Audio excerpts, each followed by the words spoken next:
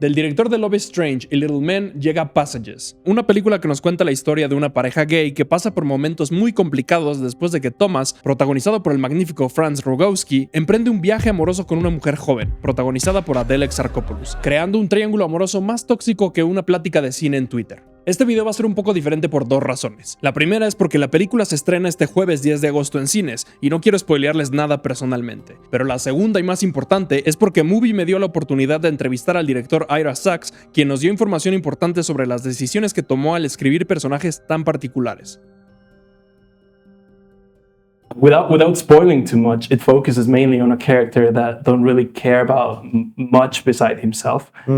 Why did you choose to focus this main film on someone like that rather than writing a traditional hero character? For my traditions, heroes are complicated people, and people who have a struggle between maybe their beliefs and their actions. That's actually, to me, where drama begins. So I don't totally know what movies people are talking about when they say like likable characters, because what are those movies? Like, everyone basically is interested in seeing people struggle with what they want. And I feel that I will be frank to say I wrote a movie under Trump. Okay. And so I was interested in thinking about a man who believes that he can control everything, and somehow the film humiliates him. Yeah. Really. Yeah. The film brings him down. Okay. And I feel that Trump deserves that, but also so do I. Okay. So I'm not judging the character. I am the character. Of course. I'm a man with power. Okay. And so I'm interested in finding my Achilles heel. Where am I vulnerable? Okay, perfect. For this particular movie, how much did you get involved in the technical aspect of it? Do you get involved much with what camera to use, what lenses, what lights, or is it more your focus on the acting? No, I mean, I don't rehearse my actors before I start shooting. So I spend time with them personally. We have meals together. I'll talk individually about the script with them, but I never do a rehearsal. I never do a reading. Okay. I spend time talking about wardrobe. So there's ways in which I spend time, but mostly what I'm doing before I make a movie is spending time with my cinematographer. Okay. So probably for 6 weeks, 6 hours a day. Okay. I'm thinking about how to shoot the film. Okay. So the strategy of the camera in relationship to the bodies, Okay. to the actors. And is it like a very technical process or more of a open space? It begins in an open space and then it becomes very, very specific. Okay. Ultimately, I'm storyboarding the entire film. So I'm beginning with ideas. I'm beginning with other movies. I'm beginning with a conversation that's kind of free and associative. And eventually I'm like, how are we going to shoot this scene in this location? Where's the camera? What do we imagine the actors are going to be doing? And then I make concrete what is abstract. That's one of the best things to do when you're making a movie. It's concrete. You have a certain number of days, you have a certain number of scenes, you have a certain number of shots. Okay. And you have to figure out what those shots are. Okay. And that's what gives you direction. Okay, perfect. How do you work with or take criticism right now compared to how you took it 20 years ago or 30 years ago? Because I can't imagine this movie. Well, I mean, I obviously can, but if it would have been released 20 years ago, it would have been criticized very differently, right? And you've been enough time in the media to kind of know where it would stand. How do you? Well, I don't think you ever know where anything stands, and you never know how people respond to your work. And I think you can't be driven by expectations. I think you want to succeed. I'm an ambitious person. I want to make a successful film that finds an audience so that I can continue to work. But that can't be your focus in production. Really, in making the movie, you think, what is the best thing for the movie now? Mm-hmm. And you keep asking yourself that question, and everything is about that. So every decision is about what the movie needs, not Okay. what the audience needs.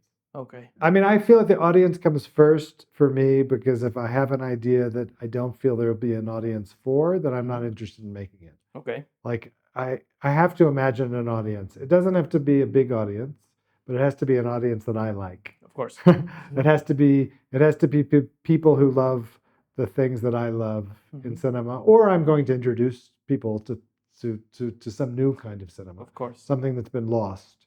So I have to be excited, turned on, motivated by the idea, and then I forget the audience. Okay. I try to make sure that my job as an artist is to create a piece of art that has clarity, that fulfills the dramatic necessities, that's complete. So those are like me with the project, me with the work of art. Okay. Okay.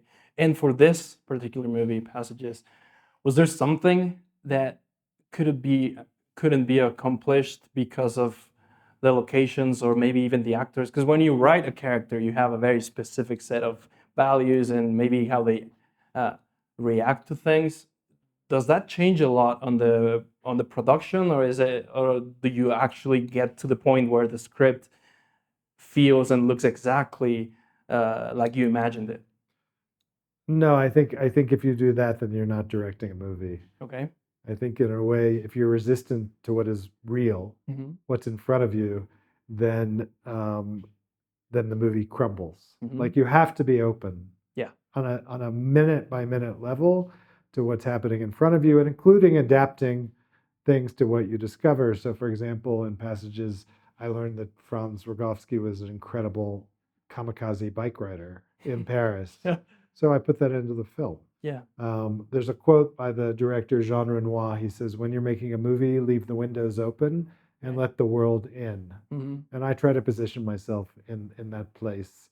I can't do anything that doesn't exist in front of me. So if I wrote an actor was tall and they're actually short, then the actor is short. Of course.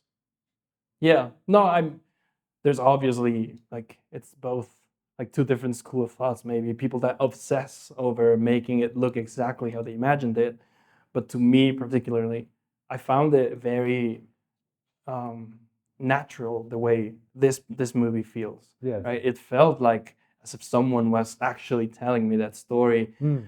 Even when we were watching this person, all of them, like three of them, kind of suffer through the whole thing. Mhm. It felt very natural, and that's Mm. why I imagined it. It could have been from my audience point of view. It could have been either way. I felt like that's exactly how you imagined it. Well, there is a script, Mm-hmm. and Of the course. script, I spend a lot of time with my co-writer Mauricio Zacharias creating a script that fulfills certain needs of a story. So that is like what everyone can count on. Mm-hmm. But then in shooting the film, I try to have an atmosphere of freedom. Yeah. So as I said, I don't rehearse. The actors have never heard the other lines said by an actor before we start shooting.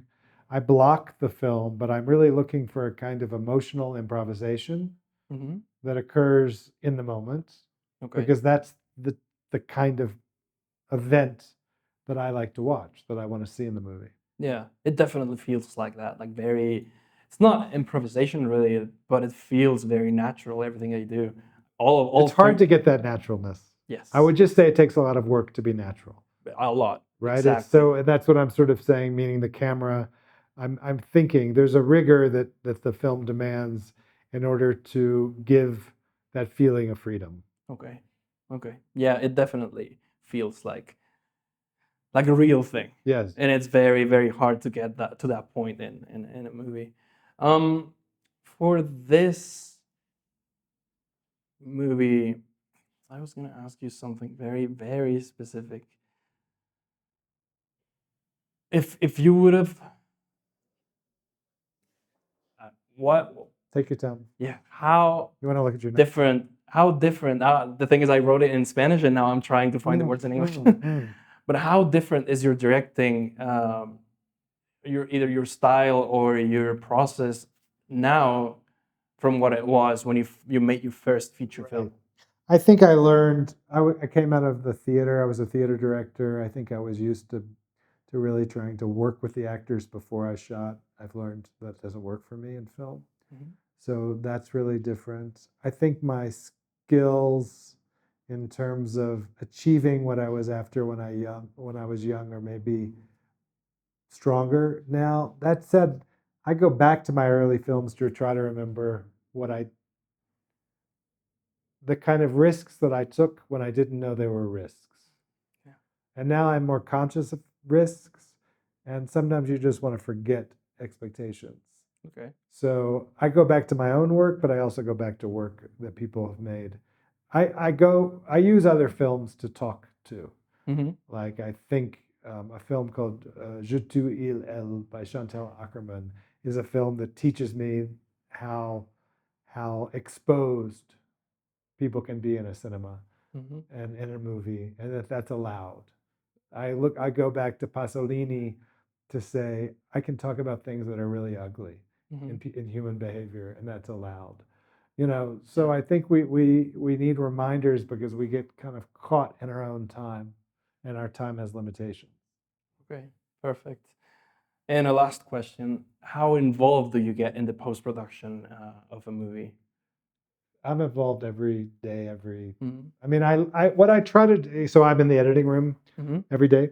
Yeah. But I try with I think my art form is really collaboration. Okay. Like that's what I do well, and I think that's what I like to do. And for me, what that means is understanding what each person involved in my film needs to do on their own Mm-hmm. without me.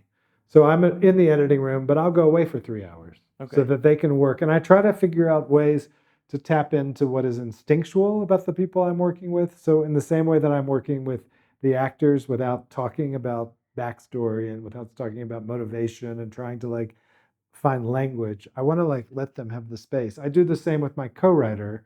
We work on an outline and then he goes off for 9 months and writes the first draft without me. Okay. So I think I try to I think I get better work when I allow people to do things out of instinct. Okay.